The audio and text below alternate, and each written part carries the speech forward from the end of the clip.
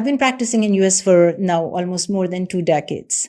और मैं एक traditional American board certified gynaecologist, minimally invasive pelvic surgeon, and minting money, crazy, same thing, fibroids, myomectomies, hysterectomies, laparoscopies and everything. Early 40s में जाके मुझे हो गया ये frozen shoulder, that changed my perspective. फिर मैंने कहा जी मैं हूँ एक आई एम अ माउंटेनियर, मैंने किलिमंजारो जाके फतह की, जिस tallest peak of Africa. So उसके बाद मैं गई इनका trail, Machu Picchu and all that. जब आप इतना ज़्यादा अपना ख्याल रखते हैं and you're so much into health and workout और weight lifting, हर किस्म की डाइट और सब कुछ, और आप अपने आप को इनविंसिबल समझ रहे होते हैं। आप समझते हैं ये सारे लोग बीमार शिमार जो बैठे हुए हैं ये तो लेजी है ना, ये तो काम ही नहीं कर रही हैं, या वजन गेन कर रही हैं। तो नहीं, इट्स अ फैक्ट। आप सारा कुछ सही कर रहे हो फिर भी आपका वजन गेन शुरू हो जाता है। दैट्स बिकॉज आपको अल्लाह मियाँ ने ऐसे बनाया, आपके हार्मोन्स नीचे जाने क्योंकि आपके अंडों ने नीचे जाना है। हम आदमी नहीं हैं, आदमी बहुत डिफरेंट होते हैं। आदमियों के जो हार्मोन्स होते हैं वो एज के साथ नीचे जाते हैं, लेकिन उनको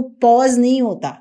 menopause by definition, meno means menstruation खत्म होना, पॉज मतलब खत्म हो गया, फैक्ट्री खत्म क्योंकि अंडे खत्म, अंडे खत्म तो उधर से हार्मोन्स खत्म। हार्मोन्स सही नहीं करेंगे, hormone is a treatment, hormones is a treatment. ये जो बाकी चीज़ें होती हैं जो हम कहते हैं जी लाइफस्टाइल अच्छा करो, एक्सरसाइज करो, इट्स अ सप्लीमेंटेशन। बगैर अब आपको मैं कहूँ जी आप मैग्नीशियम लें, आप विटामिन डी लें, आप ओमेगा 3 लें, आपको फैक्टर्स ये सारा कुछ लेना शुरू कर दें, सेलेनियम, जिंक वगैरह, ये आपको एंजाइम बनाने के लिए चाहिए होते हैं। और जब आपके एंजाइम जाके फिर अगर आपके अंदर अंडे प्रेजेंट हैं और आपको हार्मोनल इम्बैलेंस हो रहा है तो वो जाके आपकी ओवरी को दरवाज़ा खड़खड़ाएंगे और वो कहेंगे जी हार्मोन्स बनाओ।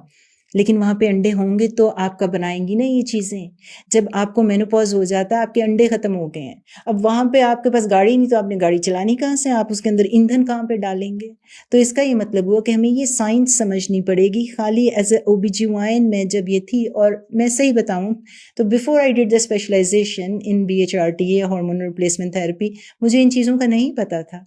जब खुद पे पढ़ी, when I had to go back and I specialized in it, तो मुझे पता चला कि ये तो हमें मेडिकल स्कूल में सिखाया नहीं गया, तो इसमें डॉक्टर्स का क्या कसूर है। डॉक्टर्स ने करिकुलम में ये नहीं पढ़ा। तो अब अगर कोई कार्डियोलॉजिस्ट है, कोई एंडोक्रिनोलॉजिस्ट है, एंडोक्रिनोलॉजिस्ट का काम है जी वो डायबिटीज़ को ठीक करता है, थायराइड को सही करता है, उससे आगे वो डिसमिस कर देता है आपको।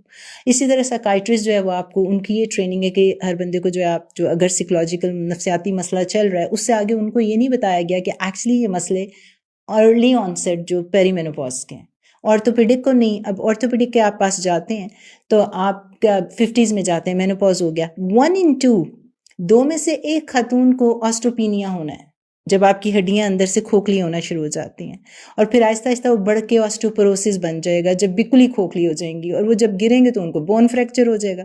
अगर कहीं हिप फ्रैक्चर हो गया एंड यू बिकम इमोबल, आप बेड रिडन हो गए, तो उसमें फिर क्या होगा, बेड रिडन हो जाएंगे तो because of the complications of immobility आपकी डेथ हो जाएगी 4 में से 1 को। तो अब अगर डॉक्टर्स, रूमेटोलॉजी जो जोड़ों का डॉक्टर होता है, रूमेटोलॉजिस्ट या ऑर्थोपेडिक के पास जाएं, वो आपको कहेंगे कि फॉसामैक्स ले लें, एल्ड्रोनेट ले लें, ठीक है, ये आपके जो बोन ब्रेक हो रही है उसको रोक देगा, लेकिन ये नई बोन को रिजुवनेट या नई बोन को बनाएगा नहीं। वो क्या चीज़ बनाती है, वो हार्मोन्स बनाते हैं। सो आपको मेनोपॉजल औरतों को पहले हार्मोन्स पे डालना चाहिए ताकि उनकी ना सिर्फ ब्रेकिंग डाउन ऑफ बोन्स ख़त्म हो, ऑस्टियोक्लास्ट जो हैं वो काम कर रहे हैं बोन्स को जो ब्रेक कर रहे होते हैं, बल्कि ऑस्टियोब्लास्ट जो उनको बना रहे हैं वो दोनों पे काम करें।